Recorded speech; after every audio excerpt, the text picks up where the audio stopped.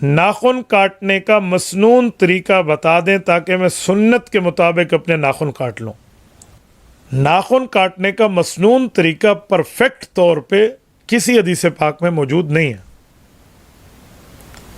یہ جو دنیا میں مشہور ہے نا کہ پہلے یوں کاٹے پھر 2 انگلیاں چھوڑ دیں، پھر 1 انگلی کاٹے، پھر 1 انگلی چھوڑ دیں، پھر اس انگوٹھے سے، پھر دائیں سے، پھر بائیں سے، یہ ترتیب لوگوں کی اپنی بنائی ہوئی ہے، رسالت مآب علیہ الصلوۃ والسلام کی تعلیم کردہ نہیں ہے۔ آپ نے انگوٹھے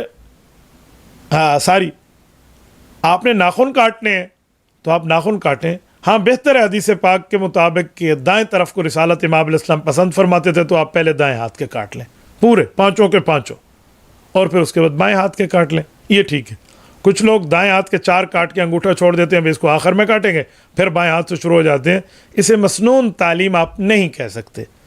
آداب کے ساتھ آپ دائیں پہلے کر لیں، جیسے سنت میں آداب ہوتے ہیں کہ دائیں طرف تیامن کو رسول اللہ صلی اللہ علیہ وسلم نے پسند فرمایا، پھر بایاں کر لیں، تو اس ترتیب پر ہو سکتا ہے۔